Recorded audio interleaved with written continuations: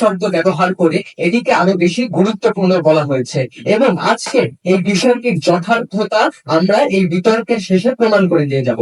এই বিষয়টিকে যদি আমরা গভীরভাবে পর্যালোচনা করি তাহলে দেখবো যে সকল প্রবন্ধ জোর সংজ্ঞানের দাবি রাখে সেগুলো হলো মেধাবী এবং মানবিক। মেধা হলো মানুষের মধ্যকার এক প্রকার সৃজনশীলতা যা ধীরে ধীরে বিকশিত হয়। যে সকল মানুষের মধ্যে মেধা রয়েছে তাদেরকে এখানে মেধাবী বলা হচ্ছে। মানবিক, যে সকল মানুষের মাঝে মনুষ্যত্বপূর্ণ লোকহিতকর মনোভাব রয়েছে সেই সকল মানুষকেই মানবিক বলা হচ্ছে। লোকহিতকর বলতে আমরা এখানে জনগণের কল্যাণ সুযোগ বোঝাচ্ছি। মাননীয় সভাপতি, আজকের এই বিতর্কের বিষয়টিকে আমাদের পক্ষে সুস্পষ্টভাবে প্রমাণ করে যাওয়ার জন্য আমরা বিষয়টিকে 3টি প্যারামিটারে ভাগ করেছি। 1, সৃজনশীল ক্ষেত্রে মেধাবী মানুষের চেয়ে মানবিক মানুষ কেন বেশি প্রয়োজন। 2, মানবিক মানুষ বেশি প্রয়োজন। 3, সমাজের সর্বস্তরের ক্ষেত্রে মেধাবী মানুষের চেয়ে মানবিক মানুষ কেন বেশি প্রয়োজন। আমি আমার দলের প্রথম বক্তা হিসেবে প্রথমেই সৃজনশীলতার ক্ষেত্রে কেন মানবিক মানুষ বেশি প্রয়োজন সেটা বলে যাব, নীতি নির্ধারণী পর্যায়ে কেন মানবিক মানুষ বেশি প্রয়োজন সেটি বলে যাবেন, এবং তৃতীয় বক্তা সমাজের সর্বস্তরের ক্ষেত্রে কিভাবে মানবিক মানুষ বেশি প্রয়োজন সেটি বলে যাবেন, এবং প্রথম ও দ্বিতীয় বক্তার বক্তব্যের সমন্বয় সাধন করে বিভিন্ন তত্ত্ব, যুক্তি ও উদাহরণের মাধ্যমে বিষয়টিকে আমাদের পক্ষে সুস্পষ্টভাবে প্রমাণ করে যাবেন। এবং মাননীয় সভাপতি, আজকে আমাদের প্রতিপক্ষকে এটি প্রমাণ করে যেতে হবে যে আমাদের এই পৃথিবীর ক্রান্তি লগ্নে যেখানে ধনী দরিদ্রের বৈষম্য চূড়ান্তে, এমন সময় এর ত্রাণকর্তা হিসেবে কিভাবে মানবিক মানুষের গুরুত্ব মেধাবী মানুষের চেয়ে বেশি নয়। প্রথমেই আমি আমার অর্পিত দায়িত্বে চলে যাচ্ছি। দেখুন প্রতিপক্ষ, আমরা কিন্তু বলছি না যে মেধাবী মানুষের কোনোই দরকার নেই। মেধাবী মানুষও উন্নয়ন ঘটায়, কিন্তু বর্তমান প্রেক্ষাপটে মানবিক মানুষের প্রয়োজন আরও অনেক বেশি। আমি সৃজনশীলতা নিয়ে বলবো। প্রথমত সৃজনশীলতা বলতে বোঝানো হচ্ছে নতুন ও অভিনব কিছু সৃষ্টি করার ক্ষমতাকে, যেমন সঙ্গীত, সাহিত্য, বিজ্ঞান, বিভিন্ন ধরনের আবিষ্কার প্রভৃতি।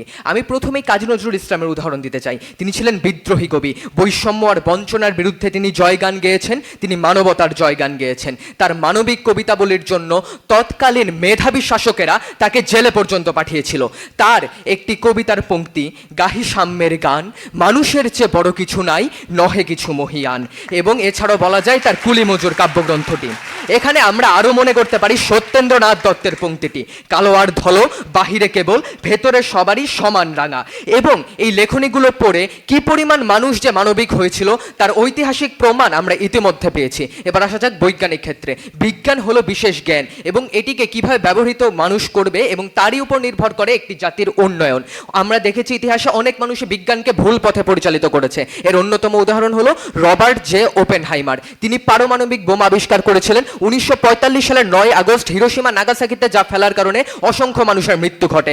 এটা যদি না হতো তাহলে আজ পর্যন্ত 75 বছর পরেও অসংখ্য পঙ্গু শিশুর জন্ম হতো না জাপানে।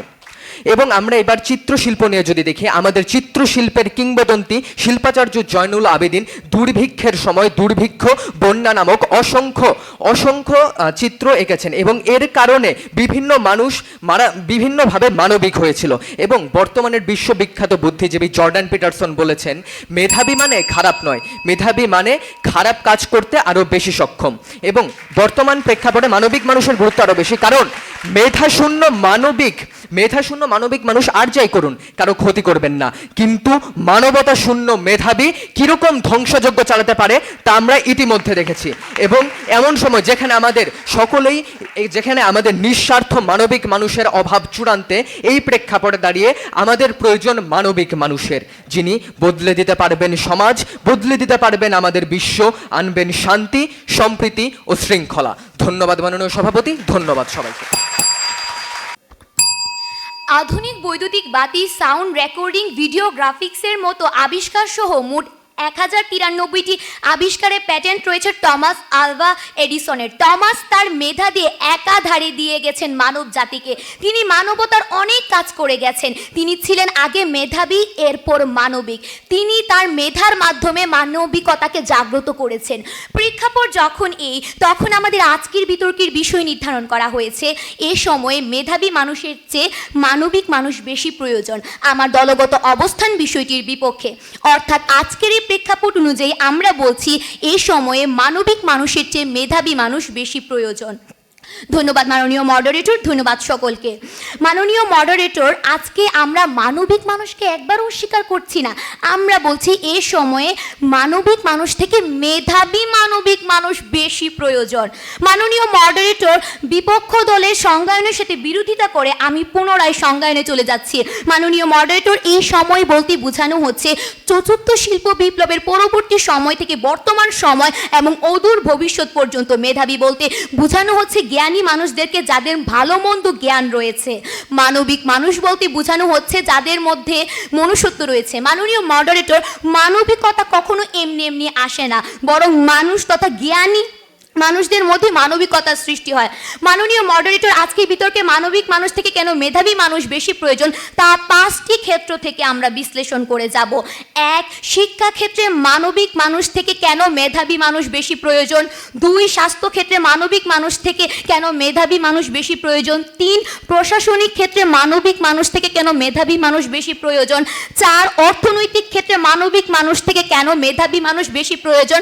এবং 5, নীতি নির্ধারণী ক্ষেত্রে মানবিক মানুষ থেকে কেন মেধাবী মানুষ বেশি প্রয়োজন। আমি দলের প্রথম বক্তা হিসেবে শিক্ষাক্ষেত্রে মানবিক মানুষ থেকে কেন মেধাবী মানুষ বেশি প্রয়োজন তা নিয়ে বলে যাব। আমার দলের দ্বিতীয় বক্তা স্বাস্থ্য এবং প্রশাসনিক ক্ষেত্রে মানবিক মানুষ থেকে কেন মেধাবী মানুষ তা নিয়ে বেশি বলে যাবে। এবং আমার দলের দলনেতা অর্থনৈতিক এবং নীতি নির্ধারণী ক্ষেত্রে মানবিক মানুষ থেকে কেন মেধাবী মানুষ বেশি প্রয়োজন তা নিয়ে বলে যাবে। এবং সামগ্রিকভাবে দলের সমন্বয় সাধনের মাধ্যমে প্রমাণ করে যাবে যে এই সময় মানবিক মানুষের চেয়ে মেধাবী মানুষ বেশি প্রয়োজন। প্রতিপক্ষ ধরুন, বাংলাদেশের শিক্ষা বোর্ডগুলোতে যখন একজন কর্মকর্তা নিয়োগ দেওয়া হয় তখন কি সেখানে এটি বিবেচনা করা হয় ব্যক্তি মানবিক নাকি সে মেধাবী? যে ব্যক্তি মেধা সৃজনশীল দক্ষতা বেশি তাকে তো শিক্ষা বোর্ডের কর্মকর্তা হিসেবে নিয়োগ দেওয়া হবে, তাই না প্রতিপক্ষ লক্ষ্য করুন, মাননীয় প্রধানমন্ত্রী তার বিচক্ষণতা এবং মেধা দিয়ে বাংলাদেশের শিক্ষা ক্ষেত্রকে উন্নয়ন করার লক্ষ্যে ডিজিটালাইজেশনের মাধ্যমে যে কোনো শিক্ষার্থী উন্নত বিশ্বের সঙ্গে নিজের পড়াশোনা তথা উচ্চশিক্ষার বিষয়ে খোঁজ খবর রাখতে পারছেন। মাননীয় প্রধানমন্ত্রী তার মেধা শক্তির মাধ্যমে মানবিকতা থেকে নারী শিক্ষার উন্নয়নে সকল দরিদ্র শিক্ষার্থীকে উপবৃত্তি প্রদান করছেন। যুগের সঙ্গে তাল মিলিয়ে চলার লক্ষ্যে ছেলে মেয়েদের আধুনিক শিক্ষায় শিক্ষিত করা তোলা প্রয়াসে আইসিটি ও বিজ্ঞান মেলার আয়োজন করা হচ্ছে স্কুল ভিত্তিক। জননেত্রী শেখ হাসিনা মাদ্রাসা শিক্ষার কথা চিন্তা করে মাদ্রাসা শিক্ষা অধিদপ্তর ও ইসলামী আরবি বিশ্ববিদ্যালয় স্থাপিত করেছে। আজ বাংলাদেশে 75% উপরে মানুষের শিক্ষা নিশ্চিত করা হয়েছে শুধুমাত্র শেখ হাসিনার অবদানের জন্য। তথ্যসূত্র www.exoeducation.com। এখন প্রতিপক্ষ একজন মানবিক মানুষ খুব বেশি হয়ে তার মানবিকতা থেকে কিছু শিক্ষার্থীকে বিনামূল্যে দারিদ্র্য শিক্ষা প্রদান করতে পারেন, কিন্তু সমগ্র শিক্ষা জাতির উন্নয়নের জন্য এবং নির্দিষ্ট অবকাঠামোর জন্য প্রয়োজন মাননীয় প্রধানমন্ত্রী শেখ হাসিনার মতো মেধাবী মানুষের। প্রতিপক্ষ, এখানে আপনারা কি করে বলতে পারেন যে এ সময়ে মানবিক মানুষের চেয়ে মেধাবী মানুষ প্রয়োজন নয়? আশা করি উত্তর দিয়ে যাবেন। মাননীয় মডারেটর, বাংলাদেশের নতুন কারিকুলাম শিক্ষায় একজন শিক্ষার্থীকে পড়ালেখার পাশাপাশি সৃজনশীল সাংস্কৃতিক বিভিন্ন কাজের মাধ্যমে একজন শিক্ষার্থীকে মানবিক হিসেবে গড়ে তোলা হবে। এই নতুন কারিকুলামও কিন্তু মেধাবী মানুষেরা তথা গত শিক্ষামন্ত্রী দীপু মনি এবং বর্তমান শিক্ষামন্ত্রী মহিবুল হাসান প্রণয়ন করেছেন। এই মেধাবী মানুষেরা মানবিকতার কথা চিন্তা করে একজন শিক্ষার্থীর মধ্যে ন্যায়পরায়ণতা, সৃজনশীলতা, সহানুভূতিশীলতা এবং মানবিকতা গড়ে তোলার জন্য এই নতুন কারিকুলামের ব্যবস্থা করেছে। প্রতিপক্ষ দেখুন, আজ একজন মেধাবী মানুষ এই বাংলাদেশের রাষ্ট্রকে কিভাবে সাফল্যের চূড়ায় নিয়ে যাচ্ছে। এরপরও প্রতিপক্ষ অস্বীকার করতে পারেন যে এই সময় মানবিক মানুষের চেয়ে মেধাবী মানুষ প্রয়োজন নয়? আশা করি উত্তর দিয়ে যাবেন। মাননীয় মডারেটর, একজন মেধাবী মানুষ তার আচার আচরণকে পরিশীলিত করে এবং জীবনের বাস্তবতাকে ভালোভাবে উপলব্ধি করতে পারে। উদাহরণ হিসেবে বলতে পারি আনিসুল হক ও জাফর ইকবাল স্যারের কথা, যারা তাদের মেধা দিয়ে বাংলাদেশের শিক্ষাকে এক নতুন ধারায় নিয়ে গেছে। তারা মানবিকতার অনেক নিদর্শনও রেখেছেন, কিন্তু তারা আগে মেধাবী এরপর মানবিক। তাই মাননীয় মডারেটর, পরিশেষে আমি এই বলে শেষ করতে চাই, এই সময়ে মানবিক মানুষের চেয়ে মেধাবী মানুষ সবচেয়ে বেশি প্রয়োজন। ধন্যবাদ মাননীয় মডারেটর, ধন্যবাদ সকলকে। ধন্যবাদ মাননীয় মডারেটর সুযোগ দেওয়ার জন্য। বিতর্ক চলছে, আজকে বিতর্কের চূড়ান্ত বিষয় নির্ধারণ করা হয়েছে। এই সময় মেধাবী মানুষের থেকে মানবিক মানুষ বেশি প্রয়োজন। সর্বপ্রথম আমার প্রতিপক্ষ দলের যে বিষয় নিয়ে যে বিভ্রান্তি তা দূর করা যাক। মাননীয় মডারেটর তিনি বারবার আজকে এসে বলেছেন তিনি আজকে এটি প্রমাণ করে যাবে এই সময় মেধাবী মানবিক মানুষ বেশি প্রয়োজন, কিন্তু আজকে বিষয়ের দিকে আমরা যদি লক্ষ্য করি কোথাও লেখা নেই মেধাবী মানবিক মানুষ বেশি প্রয়োজন, বরং লেখা আছে এই সময় মেধাবী মানুষ বেশি প্রয়োজন নাকি মানবিক মানুষ বেশি প্রয়োজন। অর্থাৎ আপনি বিতর্ককে একটি অন্য জায়গায় দেওয়ার অপচেষ্টা করছেন। মাননীয় মডারেটর আমার প্রতিপক্ষ দল বলে গেলেন যে টমাস আলভা এডিসনের কথা। টমাস আলভা এডিসনের প্রেক্ষাপট দেখিয়ে তিনি বলতে চাইলেন এই সময় মানবিক মানুষের থেকে মেধাবী মানুষ প্রয়োজন, কিন্তু আমার প্রতিপক্ষ দলের প্রথম বক্তা ইতিমধ্যে জাপানে হিরোশিমা নাগাসাকি ইত্যাদি ভয়াবহ নির্মমতার কথা বলে গেছেন। সে সময় আমাদের মনে রাখতে হবে ওপেন হাইমারও একজন মেধাবী বিজ্ঞানী ছিলেন, কিন্তু ওপেন হাইমারের তৈরি বোমার জন্য যে পৃথিবীর হাজার হাজার লক্ষ লক্ষ মানুষ মৃত্যুবরণ করেছেন, এখনো যে হিরোশিমা নাগাসাকি অঞ্চলে প্রতিবন্ধী শিশুর জন্মগ্রহণ করে এই দায় আসলে সেই মেধাবী মানুষদেরই। সেই সময় যদি ওপেন হাইমার কিংবা সেই সময় তার রাষ্ট্রনায়ক যদি একটু মানবিক হতেন আমাদের সেই অবস্থা দেখতে হতো না। মাননীয় মডারেটর আজকে আমার বিষয়টিকে আমি দুই ভাগে ভাগ করে নিয়েছি। এক হচ্ছে আন্তর্জাতিক প্রেক্ষাপটে কেন মানবিক মানুষ বেশি প্রয়োজন এবং দেশীয় প্রেক্ষাপটে কেন মানবিক মানুষ বেশি প্রয়োজন। মাননীয় মডারেটর দেখুন আমাদের সর্বপ্রথমে আমাদের দেশের আজকে সব থেকে বড় মিশন কি? আমাদের দেশের সব থেকে বড় মিশন হচ্ছে 2041 সালের মধ্যে স্মার্ট বাংলাদেশ বিনির্মাণ করা, যেটি জাতির পিতা বঙ্গবন্ধু শেখ মুজিব মুক্তিযুদ্ধের পর স্বপ্ন রেখেছিলেন এবং মাননীয় প্রধানমন্ত্রী শেখ হাসিনা অনবরত যার জন্য কাজ করে যাচ্ছেন।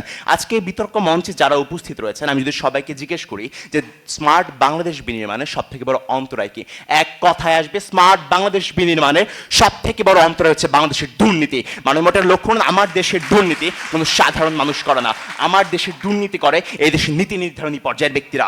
জাতির পিতা বঙ্গবন্ধু শেখ মুজিব বলেছিলেন আমার দেশের দুর্নীতি কোনো চাষাভুষা মানুষ করে না, আমার দেশের দুর্নীতি করে এই দেশের নীতি নির্ধারণী পর্যায়ের ব্যক্তিরা। মাননীয় মডারেটর চলুন কিছু বাস্তব উদাহরণের মধ্যে তা বুঝে আসি। মাননীয় মডারেটর বাংলাদেশে যে দুর্নীতি কিভাবে ছড়িয়ে পড়েছে আমার আসলে তা ব্যাখ্যা করার কিছু নেই, কিন্তু আপনি লক্ষ্য করুন যে বাংলাদেশের আর্থিক খাতে একজন নীতি নির্ধারণী পর্যায়ের ব্যক্তি পিকে হালদার জনগণের টাকা জনগণের অধিকার নিয়ে যখন 3,000 কোটি টাকা তিনি বিদেশে পাচার করে দিলেন এবং আমরা আজও সেই টাকা ফিরে আনতে ব্যর্থ, সেইখানে আমরা 2041 সালে স্মার্ট বাংলাদেশ কিভাবে বিনির্মাণ করব বা আমার দেশের মানুষের অধিকার কিভাবে রাখবো। মানে এটা লক্ষ্য করুন যে গত 29 ফেব্রুয়ারি গ্রিন কজিকটের চেরি বেলি রোডে অবস্থিত সেখানে আগুন লাগলো এবং 46 জন মানুষ মৃত্যুবরণ করলো, যার পরিপ্রেক্ষিতে দেখলাম যে সবাই ফেসবুকে পোস্ট করছে এমন 29 ফেব্রুয়ারি আর ফিরে না আসুক। কিন্তু আমার প্রশ্ন হচ্ছে সেই 29 ফেব্রুয়ারি কেন আমাদের দেখতে হলো? মানে এটা লক্ষ্য করুন পরবর্তী তদন্তে বেরিয়ে আসে প্রত্যেকটি বিল্ডিংয়ে যে রাজুকের অকুপেন্সি সার্টিফিকেট দরকার, অর্থাৎ একটি ভবনে কি ধরনের ব্যবসায়িক প্রতিষ্ঠান হবে বা কি ধরনের রেস্টুরেন্ট হবে সেজন্য রাজুকের অকুপেন্সি সার্টিফিকেট প্রয়োজন এবং পরবর্তীতে তা 10টি সরকারি প্রতিষ্ঠানের মাধ্যমে একটি বিল পাস হয় এবং পরবর্তীতে তা করার অনুমোদন পায়। সেক্ষেত্রে দেখা যায় যে গ্রিন কজি কটেজ ভবনে কোনো ধরনের অকুপেন্সি সার্টিফিকেট ছিল না মাননীয় মডারেটর,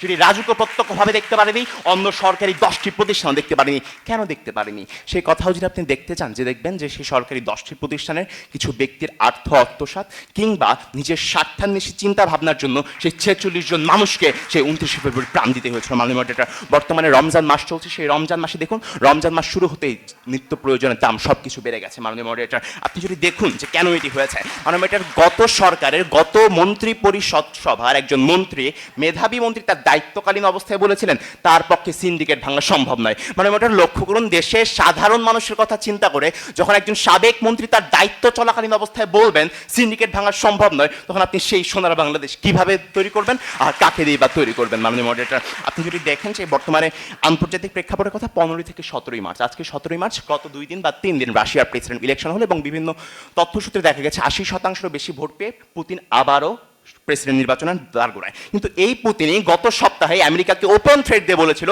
যদি তারা আগামী মাসে ইউক্রেনে কোনো সৈন্য সহযোগিতা ত্রাণ পাঠায় তবে তারা পারমাণবিক যুদ্ধের জন্য প্রস্তুত রয়েছে। যখন এই বিশ্বের এই অবস্থা, করোনা মহামারীর পর আমাদের অর্থনৈতিক সংকট এখনো কাটেনি, তখন তিনি কিভাবে পারমাণবিক যুদ্ধের থ্রেট দিয়ে তা করতে পারেন মাননীয় মডারেটর? বর্তমানে রোজার মধ্যে আমরা দেখতে পাচ্ছি আমাদের গাজার যে ইসলামিক বা মুসলিম সম্প্রদায়ের ভাই বোন রয়েছে তারা কিভাবে অনাহারে রয়েছে, তাদের এমনকি ইফতারের অথবা ত্রাণ পুনর্বাসন ক্যাম্পে ইতিমধ্যে ইসরায়েল বোমা হামলা যাতে সামান্যতম দ্বিধাবোধ করছে না মাননীয় মডারেটর। সেক্ষেত্রে গাজার মানুষ ইফতার আর সেহরির জন্য ঠিক সময় পাক আর আজান শুনতে পাক আর না পাক তারা দিনে 5 বেলা অন্তত বোমা আত্মজন হারানোর কান্না বেদনার কণ্ঠ শুনছে মাননীয় মডারেটর। তিনি আমার প্রতিপক্ষ দলের প্রথম বক্তা বারবার মাননীয় প্রধানমন্ত্রী শেখ হাসিনার কথা বলে গেলেন। মাননীয় প্রধানমন্ত্রী শেখ হাসিনা অবশ্যই মেধাবী, কিন্তু এবং প্রত্যেক রাষ্ট্রনায়কই মেধাবী হয়, কিন্তু মেধাবী ও মানবিক রাষ্ট্রনায়ক কীভাবে ভিন্ন আমি এখন একটি উদাহরণ দিয়ে কম্পেয়ার করে যাবো। মানে আমরা লক্ষ্য করছি রোহিঙ্গার কথা যদি আমরা বলি, রোহিঙ্গা সমস্যার কথা, যে মিয়ানমারের মেধাবী রাষ্ট্রনায়ক তার দেশের স্বৈরাচারিতার মধ্যে রোহিঙ্গাদের উপর অত্যাচার করে তাদের দেশ থেকে বের করে দিলেন, এবং পরবর্তীতে আমার দেশের মাননীয় প্রধানমন্ত্রী মেধাবী ও মানবিক হওয়ার পরেই তিনি বাংলাদেশে তাদেরকে থাকতে দিলেন, যার জন্য তিনি মাদার অফ হিউম্যানিটি, অর্থাৎ মাননীয় প্রধানমন্ত্রীরও কিন্তু সেক্ষেত্রে মেধাবী থেকে মানবিক গুণটা বেশি প্রকাশ পেয়েছে। অর্থাৎ মাননীয় মডারেটর, আমরা অবশ্যই বলছি মেধাবী মানুষ প্রয়োজন, কিন্তু আজকের এই সময় দাঁড়িয়ে আন্তর্জাতিক বা দেশীয় প্রেক্ষাপট আপনি যেটি বলুন, মেধাবীর থেকে মানবিক মানুষ অনেক অনেক অনেক বেশি প্রয়োজন। ধন্যবাদ মাননীয় মডারেটর, ধন্যবাদ সবাইকে। আজ যেখানে আমাদের পার্শ্ববর্তী দেশ ভারত চতুর্থ শিল্প বিপ্লবে অংশ নেওয়ার উদ্দেশ্যে তাদের দেশের মেধাবীদের যোগ্য সম্মান দিচ্ছে, আর তারই ফলশ্রুতিতে যখন যুক্তরাষ্ট্রে 27% আইটি ডেভেলপমেন্ট হচ্ছে ভারতীয়দের দ্বারা, সেই প্রেক্ষাপটে দাঁড়িয়ে আমাদের আজকের বিতর্কের বিষয় নির্ধারিত হয়েছে এই সময়ে মেধাবী মানুষের চেয়ে মানবিক মানুষ বেশি প্রয়োজন। ধন্যবাদ মাননীয় মডারেটরের মধ্যে সকলকে জানাচ্ছি আমার এবং আমার দলের পক্ষ থেকে আন্তরিক শুভেচ্ছা ও অভিনন্দন। আমি এবং আমার দল বিষয়টির বিপক্ষে অবস্থান করছি এবং আমরা বলছি এই সময়ে মেধাবী মানুষ বেশি দরকার। মাননীয় মডারেটর, আমরা সকলেই অবগত আছি করোনা ভাইরাস সম্বন্ধে। 2019 সালের চীনের উহান শহরে প্রথম করোনা ভাইরাস শনাক্ত করা হয়, তারপর এটি গোটা পৃথিবীতে ছড়িয়ে পড়ে এবং 3 বছর সারা পৃথিবীকে স্তব্ধ করে ফেলে। প্রতিপক্ষ এই যে এই মহামারী, এটি কেন ছড়াচ্ছে, কিভাবে ছড়াচ্ছে, প্রতিরোধের উপায় কি, তাকে আপনি কোনো মানবিকতা কাজে লাগিয়ে জেনেছিলেন নাকি মেধা কাজে লাগিয়ে জেনেছিলেন? সারা বিশ্বে কোভিড-19 আক্রান্ত হয়ে মৃত্যুবরণ করেছে 70,04,561 জন। এই যে আজ আপনি আমরা সকলে এখানে সুস্থভাবে উপস্থিত হতে পেরেছি, তাও কিন্তু মেধার কারণেই। মেধাকে কাজে লাগিয়ে মেধাবী বিজ্ঞানীরা ভ্যাকসিন আবিষ্কার করেছে, যার কারণেই কিন্তু আজ সুস্থ পৃথিবীতে আমরা প্রাণ খুলে শ্বাস নিতে পারছি। এক্ষেত্রে প্রতিপক্ষ মানবিকতার ভূমিকা ঠিক কোথায়? মানবিকতা দিয়ে কি আপনি করোনা ভাইরাস প্রতিরোধ করতে পারতেন? উত্তর দিয়ে যাবেন। আবার মাননীয় মডারেটর, ক্যান্সারের মতো প্রাণঘাতী রোগটাও আজ আমরা অনেকটাই সেরে উঠতে পারছি। ক্রনিক হ্যাপাটাইটিস ভি সংক্রমণের ফলে লিভারের ক্যান্সার হয়, তাই ক্রনিক হ্যাপাটাইটিস ভি এর প্রতিষেধকের মাধ্যমে এই রোগ থেকে আরোগ্য লাভ করা যায়। উন্নত গবেষণা ও সহজপ্রাপ্যতার কারণে এমন প্রাণঘাতী রোগ থেকে আমরা রক্ষা পেতে পারছি। আগে কলেরা, যক্ষা কিংবা প্লেগ হলে মৃত্যু অবধারিত ছিল। প্রতিপক্ষ, এখন কি আপনি শুনতে পারেন কলেরা কিংবা যক্ষায় কোনো মৃত্যুর খবর? শুনতে পারেন না। তার কারণ কি? তার কারণ মেধাবী মানুষ। মেধাবী মানুষেরাই ভ্যাকসিন তৈরি করেছে, মেধাবী মানুষেরাই কিন্তু সারা বিশ্বে এই রোগের বিরুদ্ধে সচেতনতা তৈরি করেছে।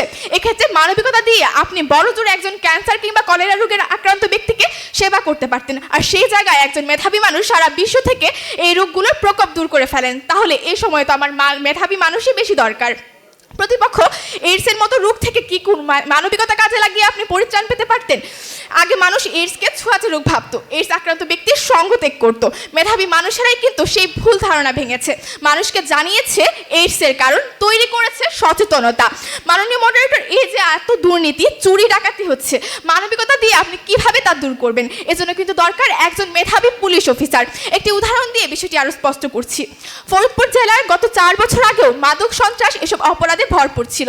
সন্ধ্যা হলেই মাদকের আসর বসতো, রাস্তায় বের হলে প্রায় অধিকাংশ কিশোরী ইফটিজিং এর শিকার হতো। 2020 সালে সেই এলাকায় যোগদান করলো এক মেধাবী পুলিশ অফিসার ফাতেমা বেগম।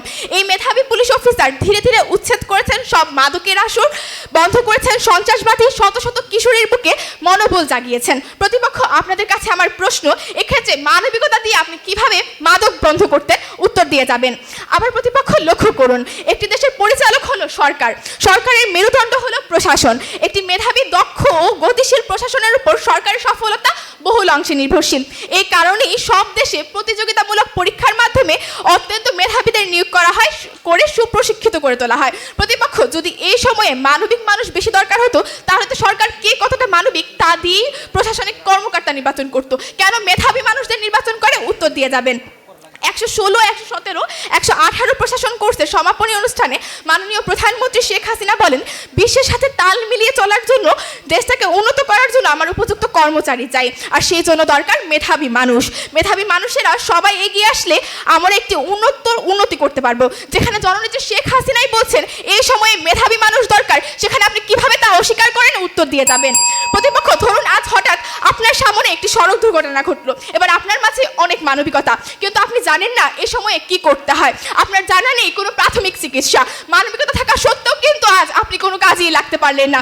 আবার প্রতিপক্ষ, ধরুন এই একই সময়ে একজন মেধাবী ডাক্তার সেখানে উপস্থিত হলেন, আহতদের প্রাথমিক চিকিৎসা দিলেন, তাদের হাসপাতালে নিয়ে গেলেন। তাহলে প্রতিপক্ষ, আপনিই বলুন এই সময় আমার কাকে বেশি দরকার, মেধাবীকে নাকি মানবিককে? এবার প্রতিপক্ষ দলের প্রথম বক্তার বক্তব্যে চলে যাচ্ছি। তিনি বলে গেলেন সৃজনশীলতা মানে নতুন কিছু সৃষ্টি করা। প্রতিপক্ষ, নতুন কিছু একটা মানুষ কিভাবে সৃষ্টি করবে যদি তার মধ্যে মেধাই না থাকে? প্রতিপক্ষ, আপনি কবি কাজী নজরুল ইসলামের কথা বলে গেলেন। তিনি যে এত এত কবিতা লিখে গেছেন সেগুলো কিন্তু মেধা দিয়ে লিখেছেন। মেধাবী ছিলেন দেখে তিনি এত এত কবিতা লিখে মানবিকতা সৃষ্টি করেছেন। এছাড়া প্রতিপক্ষ দলের প্রথম বক্তা আরও বলে গেলেন জয়নুল আবেদিনের কথা, যিনি তার চিত্রকর্ম দিয়ে অসংখ্য মানুষের মানবিকতা জাগিয়ে তুলেছিলেন। প্রতিপক্ষ, লক্ষ্য করুন, এক্ষেত্রে কিন্তু তিনি মেধাবী ছিলেন এবং সেই জন্যই মেধা ব্যবহার করে এক চিত্রকর্ম দিয়ে সারা বিশ্বে মানবিকতা তৈরি করেছিলেন। প্রতিপক্ষ দলের দ্বিতীয় বক্তা আপনি বলে গেলেন দুর্নীতি নিয়ে। প্রতিপক্ষ, এই যে দুর্নীতি হচ্ছে, কেন হচ্ছে, কোন ক্ষেত্রে হচ্ছে, তাও কিন্তু নির্ণয় করার জন্য মেধাবী মানুষ দরকার। তাই পরিশেষে এই বলে শেষ করতে চাই, এই সময়ে মেধাবী মানুষের চেয়ে মানবিক মানুষের চেয়ে মেধাবী মানুষ বেশি দরকার। ধন্যবাদ মাননীয় মডারেটর, ধন্যবাদ সবাইকে। ধন্যবাদ মাননীয় সভাপতি। আজকের বিতর্কের বিষয়বস্তু নির্ধারণ করা হয়েছে এই সময়ে মেধাবী মানুষের চেয়ে মানবিক মানুষই বেশি প্রয়োজন।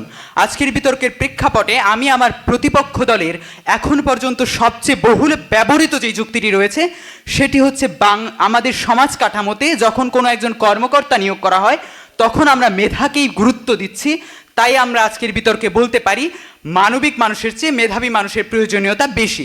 এই বক্তব্য তাদের দুই বক্তা থেকে এসেছে। আমরা মেধাবী মানুষকে নিয়োগ করছি এটা যেমন সত্য, তেমনি এটাও সত্য যে এই মেধাবী মানুষদেরকে নিয়োগ করার ফলেই দুর্নীতিতে আমাদের দেশটা আজকে বিশ্বের মধ্যে 5 বার চ্যাম্পিয়ন ছিল, আমরা এখন 14 নম্বরে আছি। কখনোই আমরা একটা ভুল সিদ্ধান্ত দিয়ে আজকে বিতর্কের মঞ্চে নিজের মতবাদকে প্রতিষ্ঠা করতে পারি না। মানবিকতাকে যদি আমরা লক্ষ্য করতাম আমাদের সমাজ কাঠামোতে কাউকে স্থান দেওয়ার ক্ষেত্রে, তাহলে হয়তো আমাদের দেশটার চেহারা অন্যরকম হতো। মাননীয় সভাপতি, আমার প্রতিপক্ষ দলের দ্বিতীয় বক্তা আরও একটা গুরুত্বপূর্ণ উদাহরণ দিয়েছেন। মাদক দমনে পুলিশের অবদানের কথা তিনি বলেছেন। এটা দিয়ে তিনি হয়তো প্রমাণ করতে চেয়েছেন মেধাবী পুলিশ দিয়ে মাদক দমন করা যাচ্ছে। যেই ওসি প্রদীপ 12 সেকেন্ডের মধ্যে 3 বার বন্দুকের ট্রিগার চেপে রাশেদ সিনহাকে হত্যা করতে সমর্থ হয়েছিলেন, তাকে আমরা কি মেধাবী বলতে পারি না? অবশ্যই মেধাবী বলতে পারি, কিন্তু মানবিক বলতে পারি না। আর ওই সমস্ত মেধাবী পুলিশ অফিসাররা আমাদের আজকের মাদক দমনে কোনো গুরুত্বপূর্ণ ভূমিকা রাখতে পারবে না।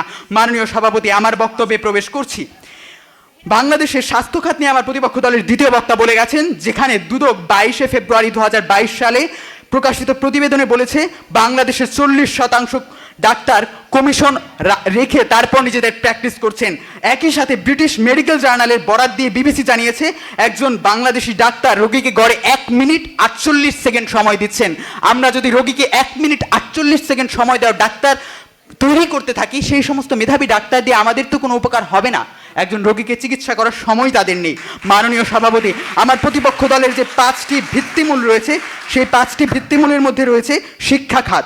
শিক্ষা খাতে তারা আনিসুল হক এবং জাফর ইকবালের উদাহরণ দিতে পারেন, কিন্তু তারা ডক্টর রায়হান শরীফের উদাহরণ দিতে কুণ্ঠাবোধ করবেন, কারণ সেই রায়হান শরীফ যখন বন্দুক নিয়ে নিজের ছাত্রকে গুলি করছে তখন তার মধ্যে তারা আসলে মানবিকতার ছাপটা খুঁজে পাচ্ছেন না। সেই সমস্ত চিকিৎসক দিয়ে আমরা কি করব? সেই সমস্ত শিক্ষা খাতের ব্যক্তি দিয়ে আমরা কি করব? মাননীয় সভাপতি, ডাক্তার সাবরিনা তিনি ছিলেন একজন কার্ডিয়াক সার্জন। পিকে হালদার তিনি ছিলেন একজন বুয়েট থেকে পাশ করা ইঞ্জিনিয়ার। হিটলার তিনি ছিলেন একজন দক্ষ সামরিক কমান্ডার। তার মেধার গুণগান গাইতো সমগ্র জার্মানি যখন তিনি একজন সেনাবাহিনীর অফিসার ছিলেন। মাননীয় সভাপতি, সেই সমস্ত মানুষের মেধা নিয়ে যদি কারো সন্দেহ থাকে তাহলে তিনি বোকার স্বর্গে বাস করছেন। কিন্তু সেই সমস্ত মেধাবী মানুষ দিয়ে আমাদের পৃথিবীর তো কোনো উপকারই হয়নি। রূপপুরের বালিশ কাণ্ডে একটা বালিশ ওঠাতে যখন 6,000 টাকা লাগছে, যখন ফরিদপুর মেডিকেল কলেজের পর্দা কেলেঙ্কারিতে 57 লাখ টাকায় জুম মিটিং করা হচ্ছে, তখন আমরা সেই সমস্ত মানুষদেরকে মেধাহীন বলতে পারি না, কিন্তু তাদেরকে মানবিকতাহীন বলতে পারি। মাননীয় সভাপতি, আজকে একই সাথে আমার প্রতিপক্ষ বন্ধুদের মতো সবাই মেধাবী মানুষকে চাচ্ছে। তারা চাচ্ছে তাদের সন্তান হবে পড়ালেখায় আইনস্টাইন, চিত্রাঙ্কনে পাবলো পিকাসো, গানের দিক থেকে রুনা লায়লা, কিশোর কুমার, কিন্তু তারা কেউ একজন মানবিক মানুষের প্রত্যাশা করছে না। তাদের সন্তানকে মেধাবী হও, তুমি মেধাবী হও, তোমার সাফল্য আমি দেখতে চাই, কিন্তু তোমার মানবিকতা সেটা তোমার পরে দেখা যাবে। আর এই সমস্ত প্রেক্ষাপটেই আমরা জন্ম দিচ্ছি বুয়েট পড়ুয়া আবরার ফাহাদের হত্যাকারীদেরকে, ঢাকা বিশ্ববিদ্যালয় পড়ুয়া আবু বকর সিদ্দিকের হত্যাকারীকে। আমার প্রতিপক্ষ বলেছেন মানবিক মানুষের মেধা না থাকলে তিনি কোনো উপকারে আসতে পারেন না। লক্ষ্য করে দেখুন, বাংলাদেশের পলান সরকার শিক্ষাগত যোগ্যতা ছিল 2য় শ্রেণী পর্যন্ত পড়া, কিন্তু তিনি তার মানবিকতা দিয়ে নিজে বই ফেরি করে ছাত্রদের কাছে নিয়ে গিয়েছেন, ছাত্রদেরকে শিক্ষা দিয়েছেন। তার মানবিকতার জন্য মেধাবী মানুষের জন্ম হয়েছে। কলম্বিয়াতে লুইস সোরিয়ানোর কথা আমরা বলতে পারি। তিনি গাধার পিঠে করে বই নিয়ে মানুষের কাছে গিয়েছেন, তার একটা গাধার নাম আলফা আর একটা গাধার নাম বেটা, কিন্তু আপনারা সেটা করবেন না, আমরা সেটা করতে কুণ্ঠাবোধ করব। কিন্তু একজন মানবিক মানুষ সেটা করতে কুণ্ঠাবোধ করেননি। তিনি গাধার পিঠে করে মানুষের কাছে গ্রামে গঞ্জে গিয়েছেন, মানুষের জন্য মেধার বাণী মেধাবীদের কাছে পৌঁছে দিয়েছেন। মাননীয় সভাপতি, বাংলাদেশে 21শে আগস্ট 2022 সালে আমিনুল ইসলাম নামক এক দরিদ্র রিক্সাওয়ালা বিদেশি নাগরিকের আইফোনটিকে যথাসময়ে ওই মালিকের কাছে পৌঁছে দিয়েছেন। এরপর তাকে 50,000 টাকা পুরস্কৃত করা হয়েছে। আমরা বলতে চাই, আজকে সেই রিক্সাওয়ালার কি মেধা খুব ছিল? হয়তো তার খুব বেশি মেধা ছিল না, কিন্তু তার মধ্যে মানবিকতা ছিল। সেই মানবিকতা দিয়ে তিনি ওই আইফোনটা মানুষের কাছে পৌঁছে দিয়েছেন। একজন মানুষের যদি মেধা কম থাকে বা তুলনামূলক তিনি যদি মেধাবী নাও হয়ে থাকেন, একজন মানবিক মানুষ ক্ষুদিরাম বসুর মতো নিজের দেশের কথা চিন্তা করে, নিজের বিপদকে পরোয়া না করে হামলা করতে, নিজের আত্মঘাতী হামলা করতে প্রস্তুত থাকবেন দেশের মর্যাদা রক্ষার্থে। কিন্তু একজন মানবিকতা বিবর্জিত মেধাবী মানুষ রাজাকারের ভূমিকা অবতীর্ণ হতে কুণ্ঠাবোধ করবেন না তার নিজের স্বার্থ সিদ্ধির জন্য। মানবিক মানুষ মেধাবী না হলেও কারো ক্ষতি করবেন না। মেধাবী মানুষ মানবিকতা বিবর্জিত হলে আরেকটা হলোকাস্ট আমাদেরকে দেখতে হবে। ধন্যবাদ মাননীয় সভাপতি। বিশ্ব আজ চতুর্থ শিল্প বিপ্লবের অংশীদার। যুগের সাথে তাল মিলিয়ে চলতে যেখানে আজ উন্নত দেশগুলো দিন দিন তাদের মেধাকে শানিত করছে, যেখানে আজ আমাদের মতো উন্নয়নশীল দেশগুলোরও মেধার দরকার, মেধাবী মানুষের দরকার, সেই যুগের সন্ধিক্ষণে দাঁড়িয়ে আমাদের আজকের বিতর্কে বিষয় নির্ধারণ করা হয়েছে এই সময়ে মেধাবী মানুষের থেকে মানবিক মানুষ বেশি প্রয়োজন। ধন্যবাদ মাননীয় মডারেটর। আমিও আমার দল বিষয়টির তীব্র বিরোধিতা করে বলছি এই সময়ে মানবিক মানুষ থেকে মেধাবী মানুষ বেশি প্রয়োজন। আমরা আবারও বলছি প্রতিপক্ষ, আমরা মানবিক মানুষকে অস্বীকার করছি না, আমরা বলছি এই সময় আগে দরকার মেধাবী মানুষ, তারপর দরকার মানবিক মানুষ। মাননীয় মডারেটর, আমরা প্রতিপক্ষ দলের প্রথম বক্তা শুরুতেই যে ভুলটি করলেন তা হলো শুধুমাত্র তারা মস্তিষ্ক বা মেধা সম্পন্ন মানুষকেই মেধাবী বলছেন। প্রতিপক্ষ লক্ষ্য করুন, আজকের বিতর্কে শুধুমাত্র মস্তিষ্কের আলফা বিটা মোড ব্যবহারকারী মানুষকে মেধাবী বলা হচ্ছে না, আজকের বিতর্কে সুস্থ মস্তিষ্কের অধিকারী মানুষকে মেধাবী বলা হচ্ছে। যেই ব্যক্তি সুস্থ মস্তিষ্কে সেই ব্যক্তি কখনোই হিটলারের মতো ধ্বংসযজ্ঞ চালাবে না, যে ব্যক্তি সুস্থ মস্তিষ্কে সে কখনোই ডাক্তার রায়হান শরীফের মতো মেডিকেল ক্লাসে বন্দুক নিয়ে যাবে না, যে ব্যক্তি সুস্থ মস্তিষ্কে সে এমনিতেই মানবিক হয়ে যাবে, কারণ মেধাই মানুষের জ্ঞানের সৃষ্টি করার। যে ব্যক্তি জ্ঞানী তিনি অবশ্যই মানবিক। প্রতিপক্ষ, আমাদের এই সময় আর্টিফিশিয়াল ইন্টেলিজেন্সের সময়, আমাদের এই সময় রোবোটিক্সের সময়, আমাদের এই সময় ডিজিটালাইজেশনের সময়। প্রতিপক্ষ, আপনারা সোশিয়ালিস্টিক কথা বলছেন, কিন্তু এই ম্যাটেরিয়ালিস্টিক বিশ্বে আমাদের মনুষ্যত্ব বা মানবতার থেকেও বেশি দরকার মেধাবী মানুষ। প্রতিপক্ষ, বর্তমান 21 শতকের সম্পদ হচ্ছে জ্ঞান। যে দেশের মানুষ যত বেশি জ্ঞান বা মেধার অধিকারী সে দেশ তত বেশি এগিয়ে আছে। মাননীয় মডারেটর, আমাদের এই সময়ে দরকার এআই এর ব্যবহার, দরকার রোবোটিক্সের ব্যবহার। এখন প্রতিপক্ষ, আপনি কি আর্টিফিশিয়াল ইন্টেলিজেন্স কিংবা রোবোটিক্স পরিচালনার জন্য মেধাবী মানুষ খুঁজবেন নাকি মানবিক মানুষ? আজ প্রতিপক্ষ আপনাকে আপনাকে দায়িত্ব দেওয়া হলো একটি রোবোটিক ফার্মের জন্য উপযুক্ত কর্মকর্তা বাছাই করার জন্য। এখন আপনাকে যদি সেই ইন্টারভিউ বোর্ডের মেম্বার করা হয়, আপনি কি যাচাই করবেন? তার রোবোটিক্স সম্পর্কিত জ্ঞান নাকি তার মানবিকতা সম্পর্কিত জ্ঞান? আপনি যদি যান, আপনি তাকে আগেই প্রশ্ন করবেন আপনি কি রোবোটিক্স পারেন, নাকি আপনি তাকে প্রশ্ন করবেন আপনি কি সৎ? আর সে যদি সৎ নাও হয়, সে মুখে বলবে হ্যাঁ আমি সৎ, আপনি কি কোনো স্কেল দিয়ে মাপতে পারবেন সে সৎ কি না? কিন্তু আপনি তার রোবোটিক্সের জ্ঞান ঠিকই মাপতে পারবেন তাকে বিভিন্ন প্রশ্নের মাধ্যমে। এক্ষেত্রে প্রতিপক্ষ কি প্রমাণিত হয়? আমাদের এই সময়ে দরকার মেধাবী মানুষ। প্রতিপক্ষ এক্ষেত্রে কিন্তু তার মেধার পরিচয়ই আগে এসেছে, মানবিকতার পরিচয় আসবে পরে। মাননীয় মডারেটর, আজ আমাদের দেশে ব্যাংকের রিজার্ভ কমছে। প্রতিপক্ষ, আপনাদের জ্ঞাতার্থে জানিয়ে রাখি 2012-13 অর্থ বছরে আমাদের ব্যাংকগুলোতে রিজার্ভ ছিল 24.07 বিলিয়ন মার্কিন ডলার, কিন্তু গত 2022-23 অর্থ বছরে ব্যাংকগুলোতে রিজার্ভ কমে এসেছে 21.45 বিলিয়ন মার্কিন ডলার, অর্থাৎ রিজার্ভ কমেছে 6% বেশি। এখন প্রতিপক্ষ, আপনাদের কাছে প্রশ্ন রইল, এই ধরনের পরিস্থিতি সামাল দেওয়ার জন্য আপনার কাকে দরকার? অবশ্যই একজন মেধাবী অর্থনীতিবিদকে। আমি একদমই বলছি না প্রতিপক্ষ সেই মেধাবী অর্থনীতিবিদকে মানবিক হতে হবে না, অবশ্যই তাকে মানবিক হতে হবে, কিন্তু সবার আগে কি দরকার? সবার আগে দরকার তার মেধার পরিচয়। বিখ্যাত অর্থনীতিবিদ জর্জ শয়ের মতে বর্তমানে বিশ্বে অর্থনীতিকে স্থিতিশীল রাখতে আমাদের দরকার মেধাবী এবং জ্ঞানবান ব্যক্তি। অর্থাৎ প্রতিপক্ষ, এটাই প্রমাণিত হয় যে জ্ঞানভিত্তিক অর্থনীতির এই সময়ে বেশি দরকার মেধাবী মানুষ। আবার প্রতিপক্ষ লক্ষ্য করুন, গোটা বিশ্ব আজ এনার্জি ক্রাইসিসে ভুগছে। আমাদের ভূ অভ্যন্তরে খনিজ তেল অবশিষ্ট রয়েছে মাত্র 16%, প্রাকৃতিক গ্যাস অবশিষ্ট রয়েছে 22%, কয়লা রয়েছে 14%, যার ফলস্বরূপ সবচেয়ে হুমকির মুখে বিদ্যুৎ উৎপাদন ব্যবস্থা। যেহেতু বিগত বছরগুলো ধরে কয়লাকেই বিদ্যুৎ উৎপাদনের প্রধান উপকরণ হিসেবে বিবেচনা করা হচ্ছে, কিন্তু বর্তমানে সময়ের গুরুত্বপূর্ণ প্রশ্ন হচ্ছে কয়লা না থাকলে বিদ্যুৎ তৈরি হবে কি করে? এই প্রশ্নেরই জলজান্ত উত্তর সগর্বে দাঁড়িয়ে আছে আমাদের রূপপুর পারমাণবিক বিদ্যুৎ কেন্দ্রে, নিউক্লিয়ার পারমাণবিক বিদ্যুৎ কেন্দ্র। আমাদের দেশের মেধাবী বিজ্ঞানী, মেধাবী ইঞ্জিনিয়ারদের মেধার ফসলই এটি। ঠিক এরকম আরো অনেকগুলো নিউক্লিয়ার পারমাণবিক বিদ্যুৎ কেন্দ্র আমাদের দেশের দরকার। তাই তাই আমরা বলছি এই সময় আমাদের মেধাবী মানুষ দরকার। গোটা বিশ্বে আজ অজস্র মেধাবী বিজ্ঞানী কাজ চালিয়ে যাচ্ছেন বর্তমানে এনার্জি ক্রাইসিস মেটানোর জন্য। প্রতিপক্ষ, মানবিকতা নয়, এই সময় আমাদের এই এনার্জি ক্রাইসিস মেটানোর জন্য মেধাবী মানুষই দরকার। আবার প্রতিপক্ষ লক্ষ্য করুন, আমাদের নীতি নির্ধারণী পর্যায়েও মেধাবী মানুষ প্রয়োজন। আমাদের নীতি নির্ধারণী পর্যায়ে থাকেন কারা? এমপি, জজ, বিচারক, এরা। এখন প্রতিপক্ষ একটি উদাহরণের দ্বারা বোঝাই। ধরুন আজকে আপনি খুন করলেন, খুনের পরে আপনাকে আদালতে নিয়ে দাঁড় করানো হলো। সেই আদালতে আমাদের যে জজ সাহেব আছেন তিনি অত্যন্ত মানবিক, তিনি বিশ্বাস করেন ক্ষমাই পরম ধর্ম, ক্ষমাই মহৎ গুণ। এখন উনি আপনাকে সাজা না দিয়ে ক্ষমা করে দিলেন, এক্ষেত্রে তার মানবিকতার পরিচয়টা কিন্তু ঠিকই এসেছে। কিন্তু আপনি যে সুযোগ পেলে পরবর্তীতে আরো 10টি খুন করবেন না, তার কিন্তু কোনো সমাধান হচ্ছে না। এক্ষেত্রে প্রতিপক্ষ কি দরকার? এক্ষেত্রে প্রতিপক্ষ আমাদের দরকার ছিল একজন মেধাবী জজ, যিনি আইনের ধারা অনুযায়ী আপনার বিচার করতেন, আর যার কারণে আজ আমাদের এই সময় আমাদের এই দেশ দুর্নীতিমুক্ত হতো। তাই মাননীয় মডারেটর, পরিশেষে আমি আবারও বলছি, আমাদের এই সময়ে মানবিক মানুষের থেকে মেধাবী মানুষ দরকার। ধন্যবাদ মাননীয় মডারেটর, ধন্যবাদ সকলকে। মাননীয় সভাপতি, আমার প্রতিপক্ষ দলের দলনেতা তার বক্তব্য যেটা দিয়ে শেষ করেছেন, আমি সেখান থেকে শুরু করছি। তিনি বলেছেন তার বক্তব্যের এক পর্যায়ে যে জজ যদি বেশি মানবিক হন তাহলে জজ খুনিকে ক্ষমা করে দেবেন। জজ কোনোদিন যদি মানবিক হন তিনি খুনিকে ক্ষমা করবেন না, কারণ একজন মানবিক মানুষ একটা অপরাধের বিচার নিজের বিবেক দিয়ে করবেন, নিজের বুদ্ধি দিয়ে করবেন। বরঞ্চ যে সমস্ত মেধাহীন মানুষকে আপনারা দাঁড় করেছেন, যে সমস্ত মানবিকতা বিবর্জিত মানুষকে আপনারা দাঁড় করিয়েছেন আজকের বিতর্কে, তারাই বরঞ্চ অর্থের বিনিময়ে নিজের রায়টাকে বিক্রি করে দিতে দু একবার ভাববেন না। মাননীয় সভাপতি, আমার প্রতিপক্ষ দলের দ্বিতীয় বক্তা এবং প্রথম বক্তা উভয় তাদের বক্তব্যে প্রধানমন্ত্রীর চিন্তা চেতনার প্রশংসা করেছেন। তারা প্রধানমন্ত্রীর উক্তির কথাও বলেছেন। আমি একই সাথে প্রধানমন্ত্রীর পিতা তথা আমাদের জাতির পিতা বঙ্গবন্ধু শেখ মুজিবুর রহমানের 1972 সালের একটি উক্তির কথা বলছি, সবাই পায় সোনা আর হীরার খনি, আর আমি পাইছি চোরের খনি। মাননীয় সভাপতি, ওই সমস্ত চোরদের কারণে বঙ্গবন্ধু শেখ মুজিবুর রহমানের যে দূরদৃষ্টি ছিল সেটাকে বাস্তবায়ন করার বাধা ছিল, আজকেও সেটা আছে। মাননীয় প্রধানমন্ত্রীর মুজিব বর্ষে আশ্রয়ন প্রকল্পে 28 লাখ টাকা দুর্নীতি কেবলমাত্র একটা উপজেলাতেই দেখা গেছে, সেটা হচ্ছে নোয়াখালীর সোনাইমুড়ি। মাননীয় সভাপতি, এই সমস্ত দুর্নীতির প্রেক্ষাপটে আমার প্রতিপক্ষ শিক্ষা খাতের রায়হান শরীফ, স্বাস্থ্য খাতের সাবরিনা, কিংবা প্রশাসনের ভূমি অফিসের দুর্নীতি, চেয়ারম্যানদের ত্রাণ কেলেঙ্কারি, অর্থনীতির পিকে হালদার কিংবা নীতি নির্ধারণী পর্যায়ে হিটলারের কথা বলবেন না, কারণ বাস্তবতাকে তারা অস্বীকার করতে চাচ্ছেন। তারা বলেছেন যে একজন মানবিক মানুষ যখন থাকেন তখন সেই মানবিক মানুষ যদি দুর্নীতি করেন তাহলে তিনি সুস্থ মস্তিষ্কের হন না।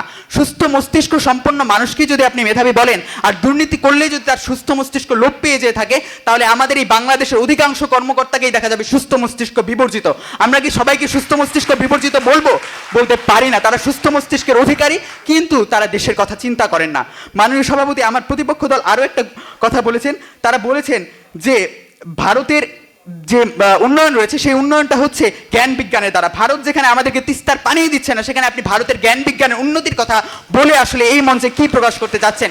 মানবিকতা যদি থাকে তাহলে এই পৃথিবীর সবাই তো সবাইকে উন্নতির পথে নিয়ে যাবে। যখন আপনারা পুঁজিবাদী অর্থনীতির জন্য বলছেন যে আমরা তথ্য প্রযুক্তির বিকাশ, শিল্প বিপ্লবের দিকে এগিয়ে যাচ্ছি, শিল্প বিপ্লবের ফলে একদিকে আমরা দেখতে পাচ্ছি একজন মানুষের হাতে এতই টাকা যে তার ছেলের বিয়েতে সব বলিউড সেলিব্রিটিকে নাচাচ্ছে, আর অন্যদিকে দেখতে পাচ্ছি একজন মানুষ এতই দরিদ্র যে সেই দরিদ্র মানুষ আজকে খেতে না পেয়ে কেবলমাত্র ঘাসের স্যুপ দিয়ে ইফতার করছে গাজাতে।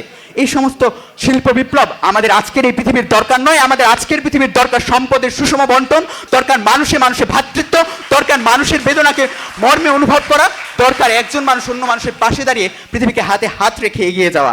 আর সেটা যেদিন আমরা করতে পারবো সেদিনই আমাদের এই পৃথিবী যথার্থ রূপ লাভ করবে।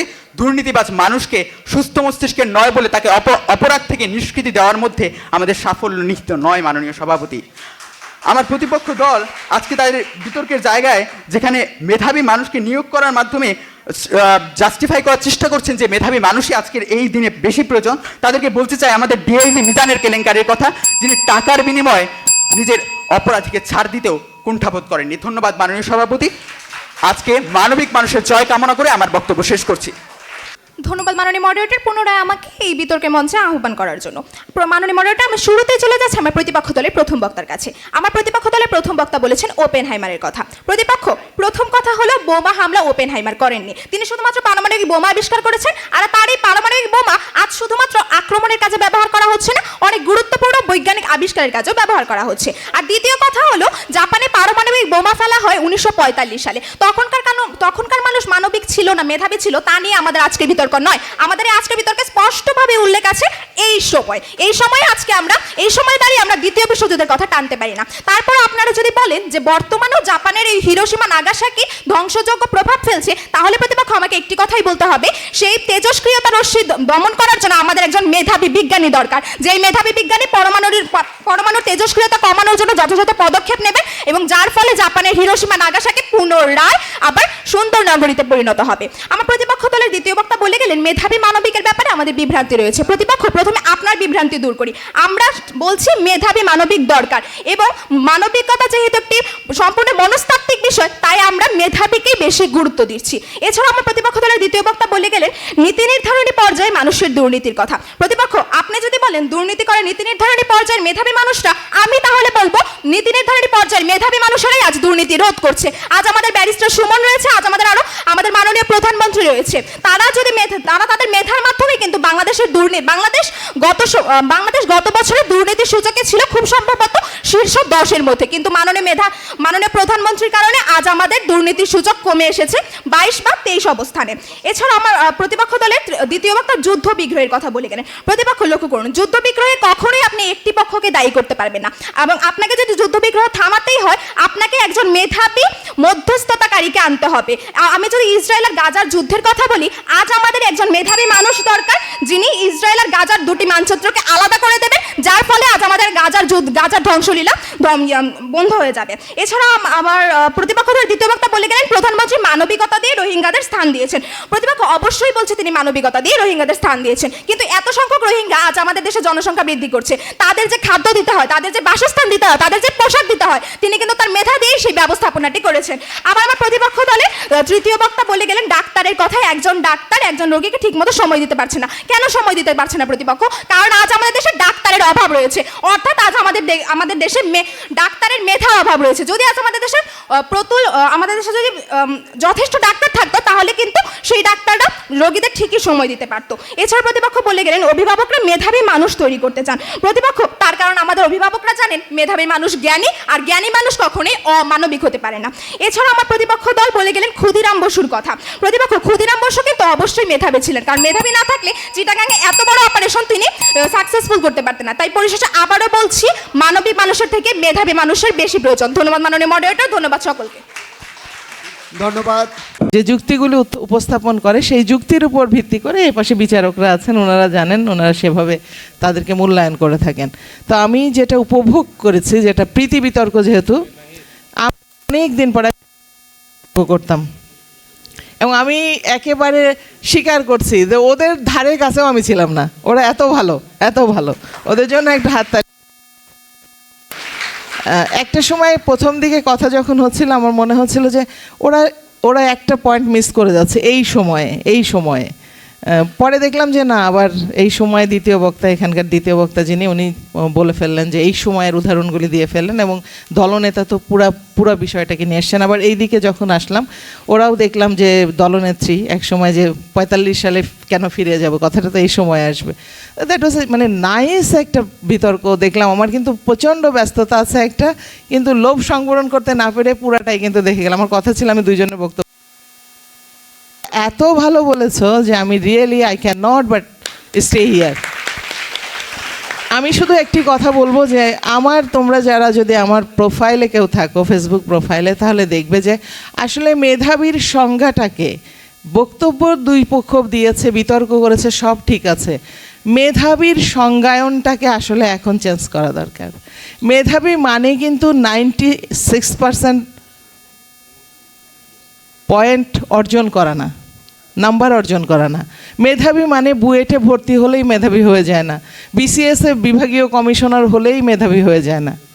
মেধাবী সেই, আমি বলেছি, মেধাবী ছিলেন বঙ্গবন্ধু। কেন?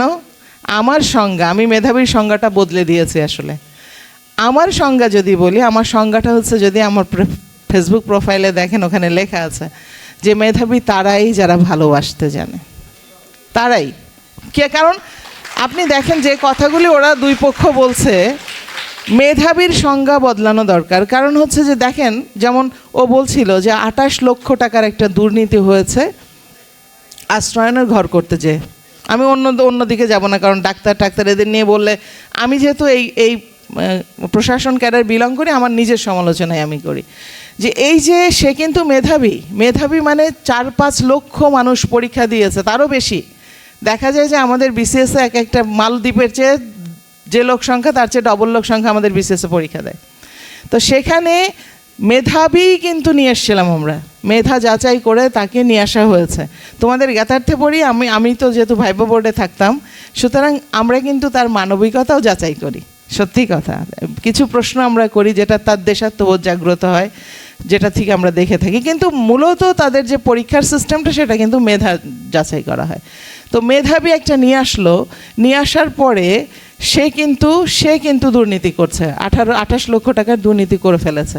কিন্তু এই মানুষটার মধ্যে যদি ভালোবাসা থাকতো, আমি এই জন্য বলি আমরা ওদেরকে মেধাবী বলবো না যে বিসিএসে কোয়ালিফাই করে ফার্স্ট হয়েছে, আমি তাকে মেধাবী বলবো যে কর্মক্ষেত্রে এসে সে জনগণের জন্য দেশের পাশে দাঁড়াতে পেরেছে, তিনি মেধাবী। কারণ হচ্ছে ওই বাচ্চাটা যিনি করেছেন তিনি যদি মেধাবী হতেন তাহলে তিনি আশ্রয়ের ঘরটা এমনভাবেই বানাতেন যাতে ওই ঘরটার যারা বসবাস করবে তারা সর্বোচ্চ ভালো অবস্থায় থাকে, ওই ঘরটা যেন তাদের জন্য কোনো রকম ক্ষতিগ্রস্ত না হয়। ডাক্তারের কথা বলি, এত ডাক্তার, ও বলেছে ডাক্তারের কমতি আছে, নো নট এট অল, প্রচুর ডাক্তার আছে বাংলাদেশে, কিন্তু একজন ডাক্তার বিকেল 5টা থেকে রাত 3টা পর্যন্ত রুগী দেখে, এটা কি বলবা তুমি? এটা নেশাগ্রস্ততা, এটা ঘুষ খাওয়ার চেয়েও বড় নেশা, এটা মাদক গ্রহণের চেয়েও বড় নেশা। রাত 3টা 1টা পর্যন্ত আমি রুগী দেখতেছি, যেখানে আমি অন্য কারোর কথা বলবো না, সেই ডাক্তারটি কিন্তু পরদিন সকাল 8টায় তাকে তার কর্মক্ষেত্রে যেতে হবে, কারণ সে সরকারি চাকরি করে।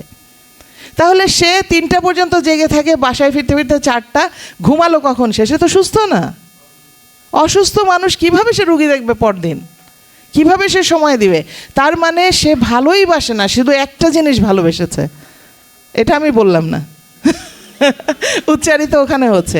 কিন্তু সে যদি সত্যিকার অর্থে ভালোবাসতো মানুষকে, ভালোবেসে সেবা করত, তাহলে সে 10 জন বা 20 জন রুগী দেখত, কারণ সে তার রুগীদের পুঙ্খানুপুঙ্খ রূপে সে চাইতো যে আমার রুগীটা সুস্থ হোক, কারণ আমি ভালোবাসলে চাইবো ভালোবাসা ছড়িয়ে দিতে, ভালোবাসা চায় আরও 10 জনকে ভালো দেখতে।